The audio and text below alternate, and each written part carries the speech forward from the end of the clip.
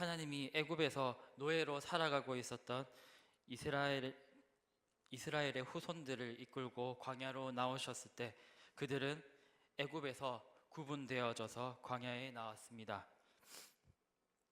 하나님은 이스라엘의 지도자였던 모세를 이스라엘 백성 가운데에서 따로 불러내어 산 위로 올라오게 하셨습니다. 이스라엘의 하나님께서 그들에게 특별한 지시사항을 내리고자 하셨기 때문이었습니다. 하나님께서 모세만 따로 불러내어 올라오게 하신 이 산은 우리에게도 잘 알려진 산인데 바로 시내산입니다. 모세가 시내산 위에 올라갔을 때 하나님의 영광을 상징하는 구름이 산의 정상을 덮었습니다. 그리고 하나님의 영광이 6일 동안이나 산 꼭대기를 덮었습니다. 하나님께서는 6일 동안 지체하셨지만 비로소 7일째 되는 날에 구름 속에서 모세를 부르셨습니다. 출애굽기 24장 19절을 보시면 산 아래에서 이스라엘 백성들이 시내산을 올려다 보았습니다. 시내산 꼭대기에는 여호와의 영광이 임재하였고 마치 산 꼭대기에서 불이 타오르는 듯 하였다고 증언하고 있습니다. 원래 하나님은 너무 거룩하시기 때문에 죄 있는 사람이 거룩한 하나님을 이렇게 마주 대하게 되면 사람은 그 죄 때문에 거룩하신 하나님을 대하는 순간 사람이 죽을 수밖에 없습니다. 그런데 하나님께서는 모세에게 은혜를 더해 주셔서 그가 죽지 않게 하시고 이렇게 얼굴과 얼굴이 대면하게 하셨던 것입니다. 하나님은 시내산 꼭대기에서 모세에게 이르시기를 장차 자신이 이스라엘 한가운데에 머무실 것인데 머무실 곳을 짓고자 하셨습니다. 이곳을 두고 성막 또는 회막이라고 불렸습니다. 이 성막은 천막의 모습을 하고 있었는데 거룩한 곳, 성스러운 곳이라고 성스러운 장막집이라고 하여 성막이라 불렀고 하나님께서 사람을 만나주시는 곳이었기 때문에 만나는 장막집 그 뜻으로 회막이라고 불렀습니다. 오늘 말씀 1절을 보시면 첫 언약에도 섬기는 예법과 세상에 속한 성소가 있더라고 되어 있습니다. 여기서 첫 언약은 모세의 율법을 말하고 있습니다. 하나님은 회막을 만드실 때 어떻게 만드실지 모세에게 산에서 보여준 모형대로 해라 이미지로 계시하셨습니다. 너는 산에서 보인 양식대로 성막을 세울지니라. 이 회막의 구조는 성소와 지성소로 이루어져 있었습니다. 매일 해가 뜨는 아침마다 제사장은 성소에 있는 등잔대에 불이 켜져 있는가 확인하고 또 향을 태우는 제단 위에 향기로운 향을 태워야 했습니다. 그리고 매일 해가 지는 저녁 때마다 제사장은 등잔불을 켜야 했습니다. 등잔불을 켤 때마다 또 향을 피워야 했습니다. 그래서 성소는 세상에 해가 질 때에도 어두울 때도 항시 불이 켜져 있었고, 그래서 주님께서 사람을 만나주시는 성소는, 주님께서 임재하시는 성소는 늘 어둠이 없고 불이 켜져 있었고, 그리고 항시 향기로운 향이 피워져 있었습니다. 항시 성소를 밝힐 수 있도록 불을 켜놓는 등잔대와 항시 성소를 향기롭게 하는 향제단이 있는 곳이 성소였기 때문에 자연스럽게 성소는 제사장이 매일같이 드나들 수밖에 없었습니다. 그리고 하나님께서 제사장이 매일 드나들도록 그렇게 허락하셨습니다. 이렇듯 제사장이 매일같이 드나들어서 사역하는 성소가 있는 반면에 하나님의 임재를 상징하는 회막에서도 가장 거룩한 곳이 있었습니다. 이곳은 지성소였습니다. 제사장 중에 제사장인 대제사장은 1년에 단 한 번 온 이스라엘 회중이 지은 죄를 회개하기 위해서 이 지성소에 온 이스라엘의 백성들을 대신해서 들어갔습니다. 죄악으로 오염되었고 죽음으로 얼룩진 이 세상 가운데에서도 가장 거룩한 곳인 지성소에는 언약궤를 모시고 있었습니다. 4절에 보면 언약궤와 그 언약궤에 들어있는 물건들에 대해서 내용이 나와 있습니다. 4절을 보시겠습니다. 4절에는 금 향로와 사면을 금으로 싼 언약궤가 있었고 그 안에는 만나를 담은 금 항아리와 아론의 쌍난 지팡이와 언약의 돌판이 있고라고 하였습니다. 언약궤 속에는 만나를 담은 금 항아리, 아론의 쌍난 지팡이, 그리고 언약의 돌판이 있었습니다. 이 세 가지 물건은 모두 그리스도를 상징합니다. 성막이 하나님께서 이 이스라엘 백성들을 만나 주시는 곳인데, 그 성막 가운데서도 가장 거룩한 곳에는 언약궤가 있었고, 그 언약궤 안에 들어있는 것은 금 항아리, 아론의 쌍난 지팡이, 그리고 언약의 돌판이었는데, 이 세 가지 모두가 그리스도를 상징하는 것입니다. 첫째로 만나를 담은 금 항아리를 보겠습니다. 하늘에서 내려오는 생명의 양식인 만나는 하늘에서 내려온 참 생명의 양식인 그리스도를 상징합니다. 요한복음 6장 22절로 59절에는 예수님께서 예수님 스스로를 비유하시기를 생명의 떡이라고 표현하셨습니다. 사실 여기서 떡은 헬라어를 찾아보면은 양식이란 뜻이고 또 주식이라는 뜻입니다. 그래서 우리가 주식이 무엇이겠습니까? 우리는 매일 쌀로 밥으로 주식을 삼고 있지 않습니까? 마찬가지로 이스라엘 사람들의 경우에는 주식이라면 바로 이 빵이었습니다. 그때 번역할 때 우리나라가 그때 구한말이었기 때문에 빵이 흔하지 않은 시대였기 때문에 떡이라고 번역하였고 지금까지 이어지고 있습니다. 둘째로 쌍난 아론의 지팡이는 지팡이 스스로가 지도권을 상징하고 있습니다. 그리고 지팡이가 마치 죽은 나무와 같지 않습니까?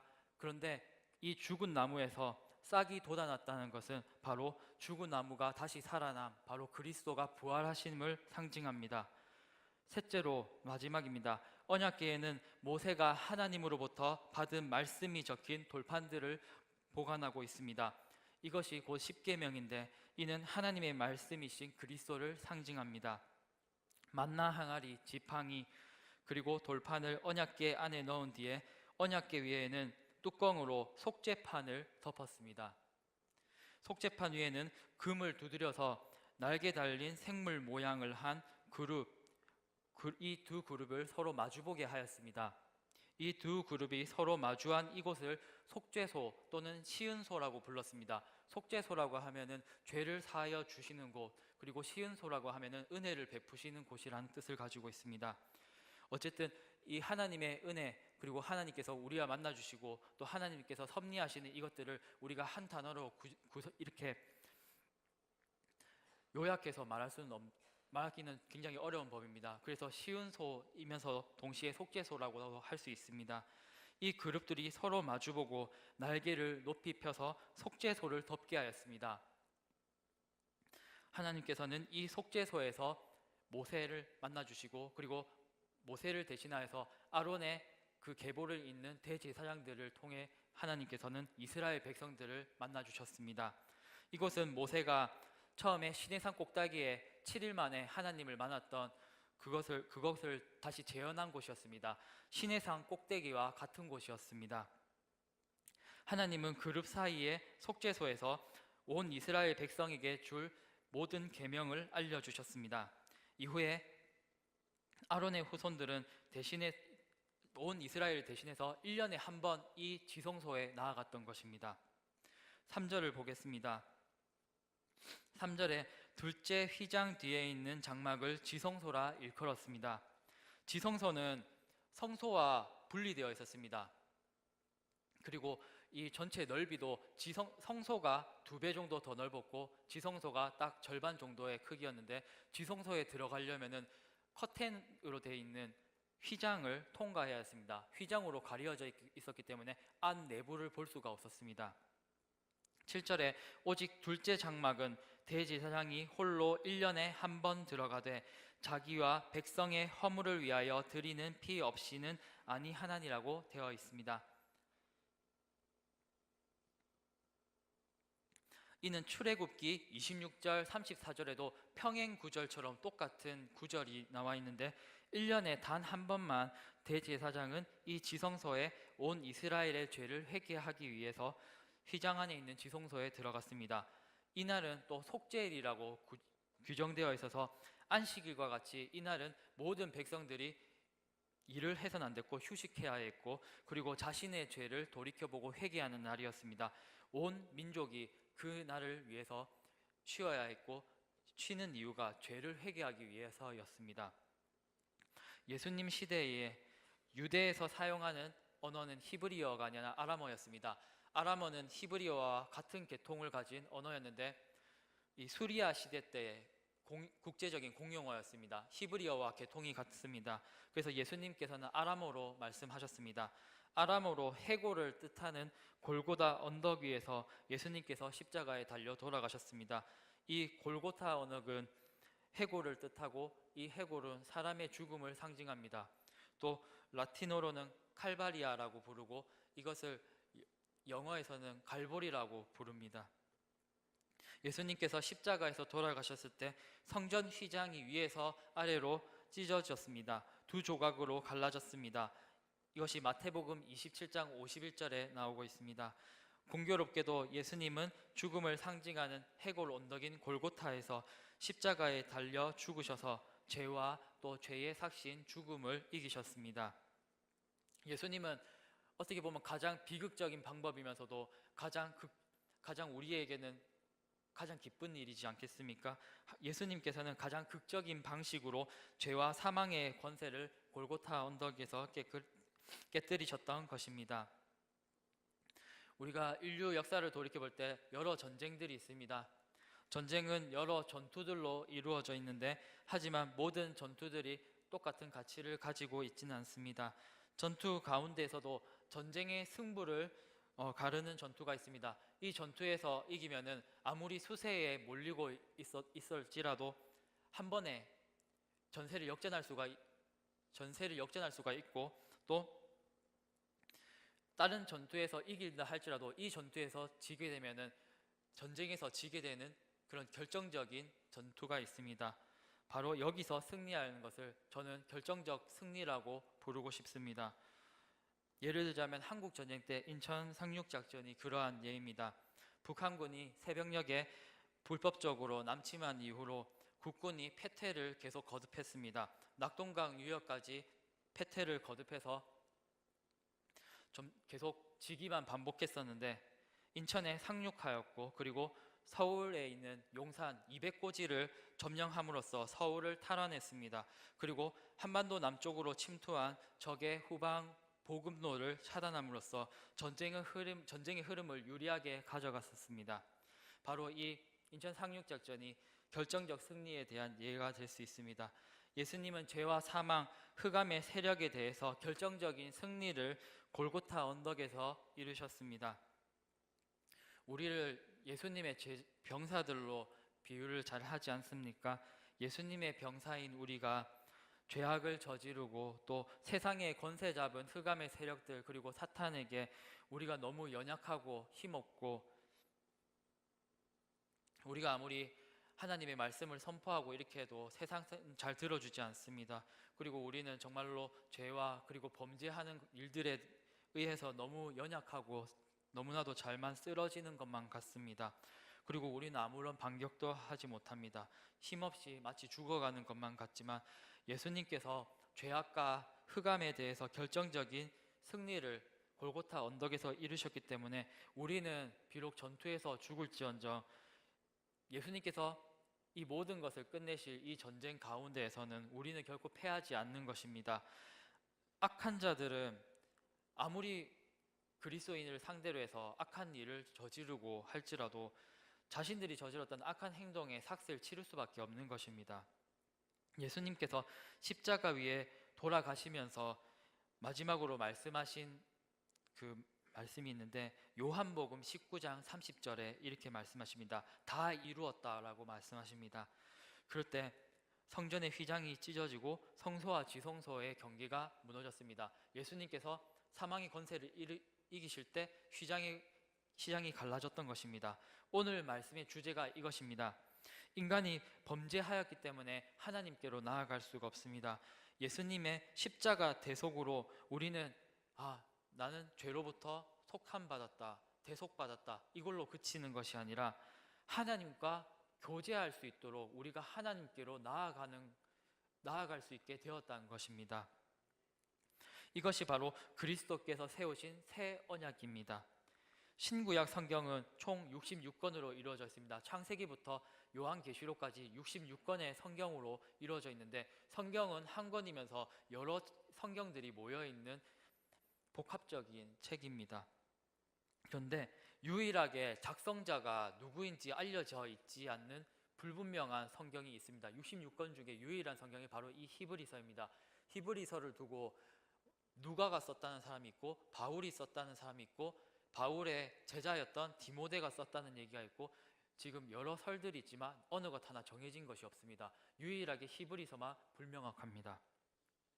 그런데 이 히브리서는 그 제목에서 히브리라고 쓰고 있습니다. 히브리란 말은 아브라함이 자신이 살고 있던 갈대아의 우르를 떠날 때 유프라테스 강을 건너지 않았습니까?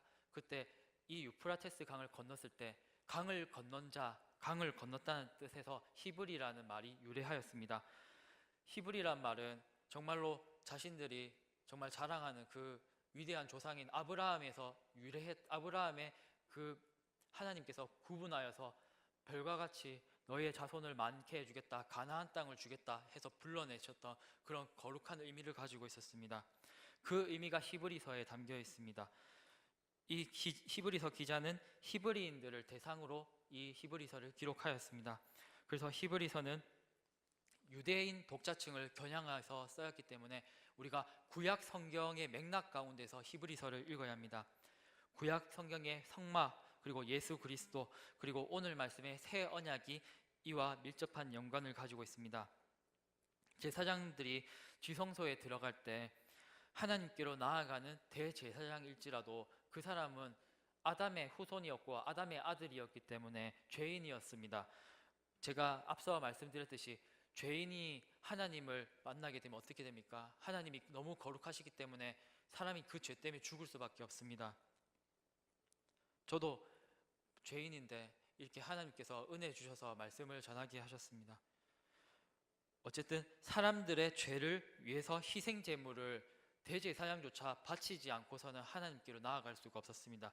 죄를 가진 인간이었기 때문에 자기의 죄를 씻지 않고는 하나님께로 나아갈 수가 없었습니다. 그리고 대제사장의 임기는 고작 1년밖에 되지 않았습니다. 1년 지나면은 다른 제사장에게 넘겨주어야 했습니다. 그런데 이러한 대제사장의 한계를 뛰어넘으신 분이 있습니다. 바로 완전하시고 거룩하시고 흠이 없으신 대제사장이십니다. 죄인이 죄인을 위해서 그 죄를 대신 사할 수가 없습니다. 죄가 없는 사람이 다른 죄인의 죄를 이게 속함을 할 수가 있습니다. 사함 받을 수가 있습니다. 그런데 온 인류가 죄인이었기 때문에 온 인류의 죄를 위해서는 흠없는 사람이 죄악된 인류를 위해서 죽어야 했습니다. 바로 그분이 대제사장이신 예수님이셨습니다. 예수님은 갈릴리 호숫가와 그리고 유대 지방 그리고 예루살렘에서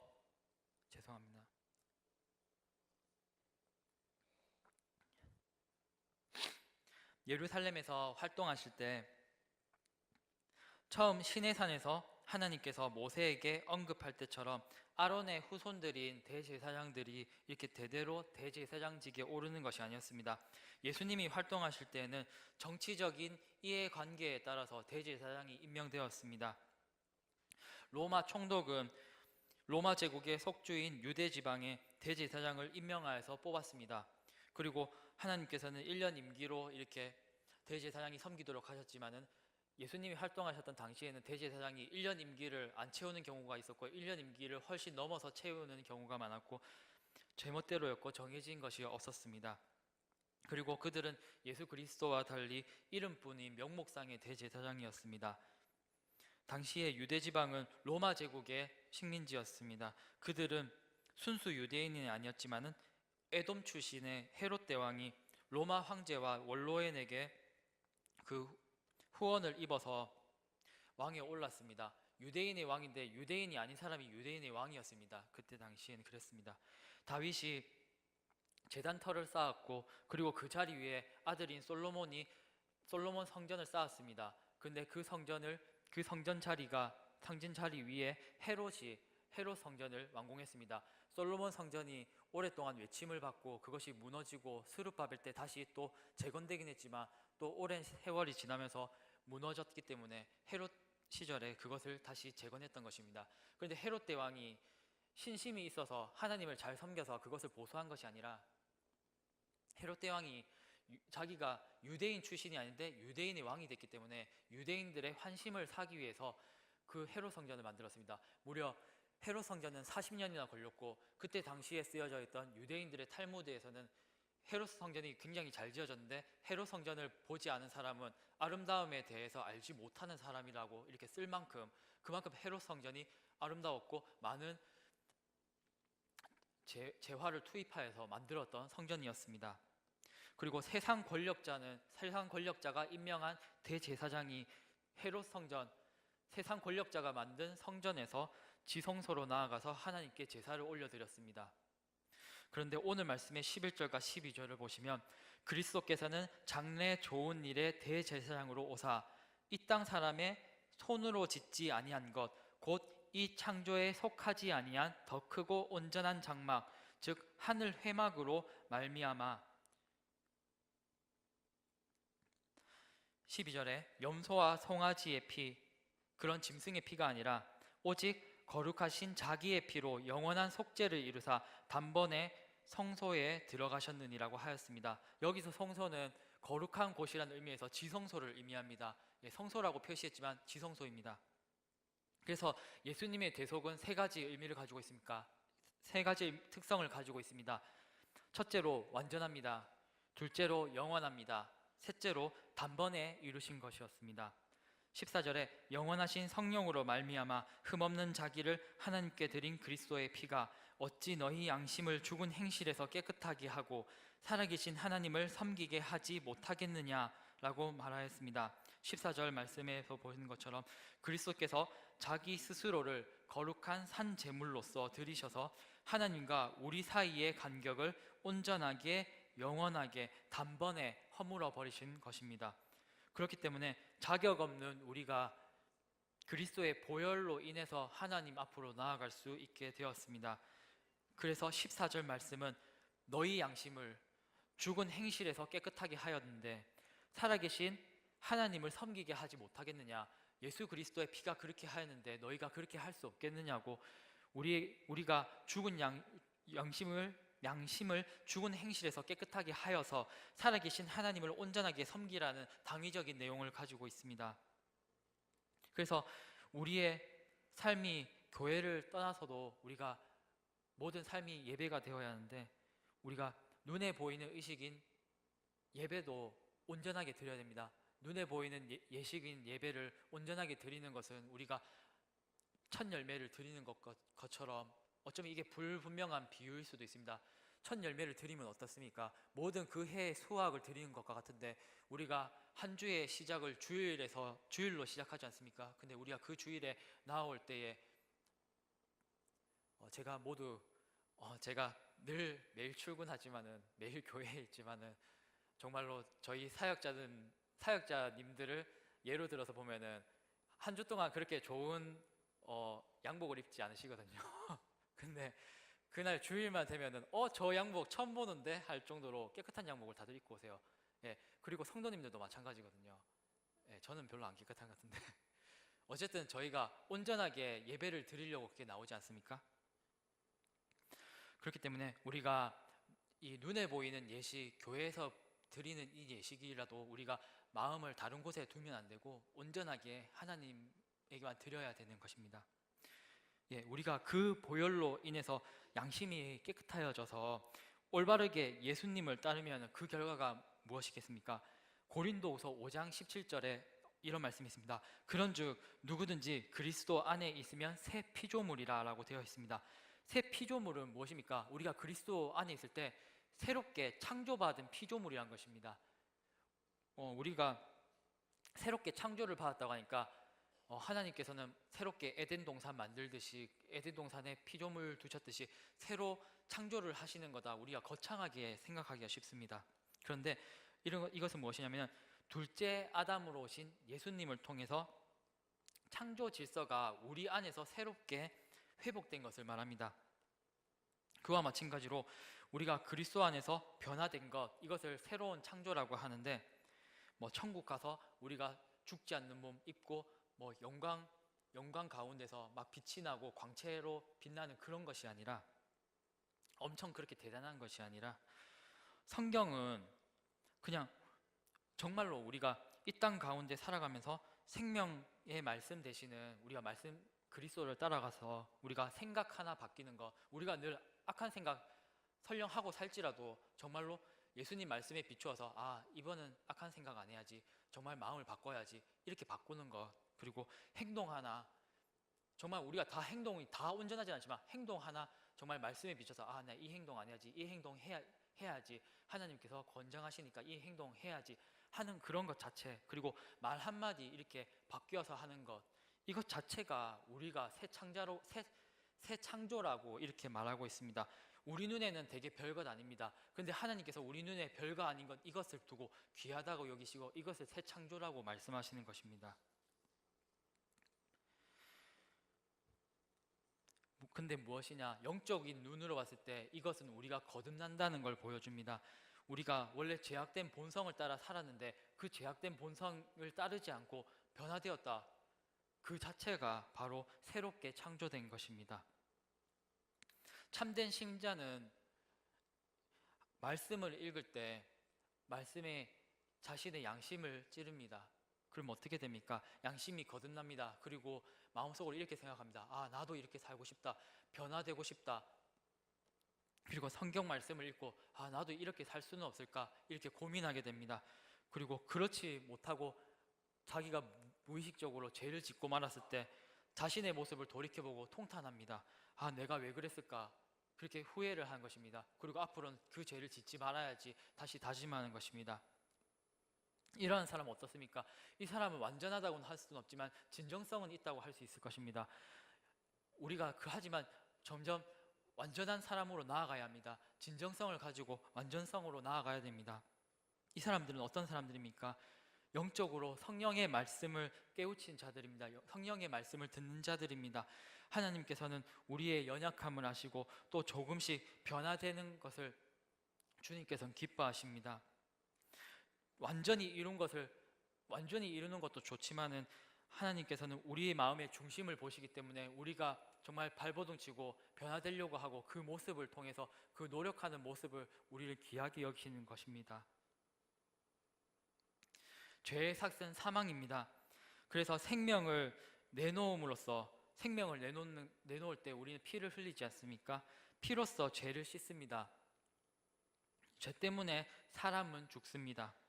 그리고 그리스도를 믿는 사람이라고 할지라도 죄를 짓습니다. 하지만 이 죄는 어떻습니까?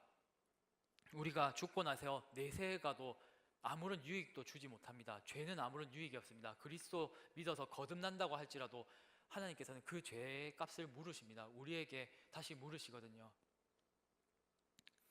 죄를 그래서 함부로 얕보면 안 됩니다. 왜냐하면 우리가 죄를 짓는 주체이기 때문에 내가 죄를 지으니까 죄가 내 밑에 있는 이렇게 우리가 주체적이고 죄를 짓고 안 짓고는 우리의 주체에 따라서 짓는 것이니까 죄가 우리의 밑에 있을 거라 생각하지만 실제로는 결과적인 측면에서 봤을 때는 죄가 오히려 우리를 통제하고 우리 존재에 심대한 피해를 줍니다. 그래서 죄가 우리를 통제하는 것이고 오히려 뒤흔드는 것입니다. 그래서 죄를 함부로 얕볼 수가 없습니다.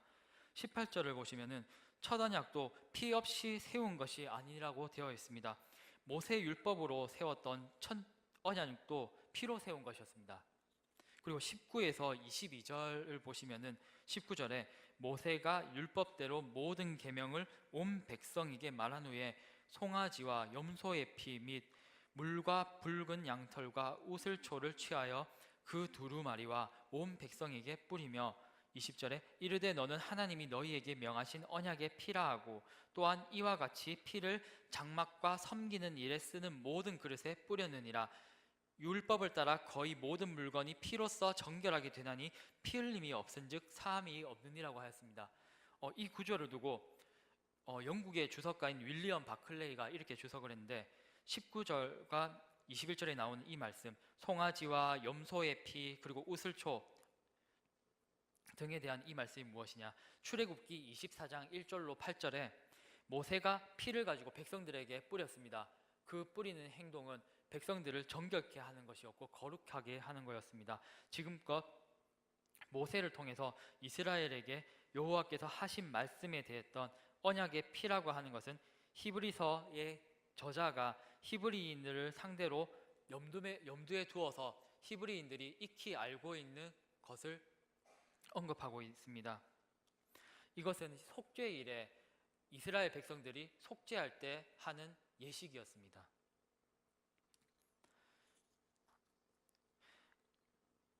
그래서 24절을 보시면 그리스도께서는 참 것의 그림자인 손으로 만든 성소에 들어가지 아니하시고 바로 그 하늘에 들어가사 이제 우리를 위하여 하나님 앞에 나타나시고라고 하였습니다. 이 땅의 것은 무엇입니까? 모세가 피를 뿌리면서 정결하게 하였지만은 이 땅의 것은 실은 하늘의 실제 원형이자 온전한 것에 비하면은 모형에 불과한 것입니다. 우리는 이 원본이 아니라 사본을 다 가지고 있습니다. 우리가 가지고 있는 하나님의 말씀도 사실은 주님께서 우리에게 다시 오실 때 완전한 것이 됩니다. 완전한 것으로 저희가 얼굴과 얼굴을 맞이한 것처럼 투명하게 명료하게 볼 수가 있습니다. 지금은 이 말씀이 틀린 것은 아니지만은 완전하면서도 완전하지 않습니다. 이 말씀은 예수님께서 다시 오실 때 우리가 완전하게 얼굴과 얼굴을 맞댄 것처럼 알게 될 것입니다. 성막조차 어땠습니까? 모형이었습니다. 하나님께서 모세에게 보여주셨던 천상의 이미지를 보고 본따서 만든 것이 성막이었습니다. 예수님 당시의 성전은 어땠습니까? 세상 권력자가 만들지 않았습니까? 더 불완전했습니다. 그래서 솔로몬 시절의 성전과 구분해서 헤롯 성전이라고 부르지 않았습니까? 헤롯 성전을 40년 동안 걸려서 지었기 때문에 유대인들이 예수님이 내가 저 헤롯 성전을 무너뜨리고 3일 만에 다시 세우겠다고 했을 때 유대인들이 다 비웃었습니다. 40일 동안 걸렸는데 무슨 수로 당신이 3일 동안 저 헤롯 성전을 다시 재건할 수 있느냐? 하지만 이 성전은 예수님의 몸을 말하는 거였습니다. 예수님은 3일 만에 부활하셔서 성전을 다시 온전하게 하셨습니다. 그리고 유대인들이 그렇게 믿고 의지하였던 헤롯 성전은 어떻게 되었습니까? 예수님이 하늘로 승천하시고 기원 후 70년에 유대인들이 로마 제국을 상대로 반란을 일으켰습니다. 독립전쟁을 일으켰습니다. 그런데 어떻게 되냐면 로마의 장군이었던 티투스가 로마 군인들을 다 이끌고 와서 유대인들을 학살했습니다. 그리고 로마 제국의 유피테르 신을 섬기는 이방 신전으로 만들어버렸고 예루살렘 성을 불태워버렸고 예루살렘에 살고 있는 유대인들을 모두 학살했습니다. 결국 어떻게 됐습니까? 유대인들이 아꼈던 성전이 결국 세상 권력자에 의해서 또 파괴되지 않았습니까? 이 땅의 성전은 권력자들이 자기의 소욕을 위해서 만들었고 또 세상 권력자들에 의해서 스스로 불태워지고 무너지고 파괴되어졌지만 하늘의 성전, 예수님이 들어가셨던 하늘의 성전은 눈에 보이지는 않지만 흠없고 온전하고 또 하나님의 온전한 뜻으로 이루어졌습니다. 거기엔 인간의 탐욕이나 욕심도 없는 거룩하고 온전한 곳입니다. 우리는 하늘의 성전을 소망해야 되는 것입니다. 그리고 그 하늘 성전의 지성소에 들어가신 예수님을 우리가 바라보고 그 보혈의 공로로 우리가 하나님께로 나아가게 된 것입니다. 예수님은 다시 오실 것입니다. 28절을 보시면 그리스도도 많은 사람의 죄를 담당하시려고 단번에 들이신 바가 되셨고 예수님은 자신의 몸을 한 번에 들여서 많은 사람의 죄를 없애주셨습니다. 그리고 이것이 예수님이 이 땅에 처음 오셨을 때의 사역을 말하는 겁니다. 그리고 구원에 이르게 하기 위하여 죄와 상관없이 자기를 바라는 자들에게 두 번째 나타나신다고 하였습니다. 그런데 처음에는 예수님께서 많은 사람의 죄를 없애주기 위해서 오셨고 두 번째로 오실 때는 그 목적이 다릅니다. 처음 오실 때와 달리 두 번째로 오실 때는 그리스도를 바라는 자를 기다리는 자들에게 구원을 주시기 위해서 다시 오신다 하였습니다. 그래서 우리가 그리스도께서 다시 오실 때까지 이 땅 가운데에서 온전한 하늘나라 백성으로 우리가 거듭난 창조로서 이렇게 살아가야 되는 것입니다. 오늘 말씀을 맺겠습니다. 오늘 말씀에서 예수님은 부패하였고 어리석었던 인간 대제사장들과는 달리 온전하신 대제사장으로서 스스로를 십자가 위에서 온전하고 영원하고 단번에 들이심으로 속죄를 이루셨습니다. 그렇게 우리는 예수님께서 영적인 휘장이신 자기의 몸을 찢으시지 않았습니까? 육적인 휘장도 찢었지만 영적인 휘장인 예수님의 몸조차 이 십자가에서 못으로 찔려서 찢기셨습니다. 그렇게 우리와 하나님 사이를 가로막고 있던 휘장을 예수님께서 몸을 찢으셔서 우리를 열게 하셨습니다. 우리는 그 열린 휘장을 통해서 담대히 하나님으로 나아갈 담력을 얻게 되었습니다. 그리스도의 은혜를 받은 우리는 어떻게 해야겠습니까? 히브리서 9장 14절이 말씀하고 있듯이 하물며 영원하신 성령으로 말미암아 흠없는 자기를 하나님께 드린 그리스도의 피가 어찌 너희 양심을 죽은 행실에서 깨끗하게 하고 살아계신 하나님을 섬기게 하지 못하겠느냐고 하였습니다. 우리가 양심을 죽은 행실로부터 깨끗하게 하여서 살아계신 하나님을 온전하게 섬겨야 하는 것입니다. 우리 각자가 예수님의 보혈 공로로 힘입어 하나님 앞으로 나아갈 것인데 우리가 더 이상 죄에 휘둘릴 것이 아니라 우리가 죄를 다스려야 하고 온전한 자들로 변화되어서 하나님께로 나아가기를 소망합니다. 함께 기도하겠습니다.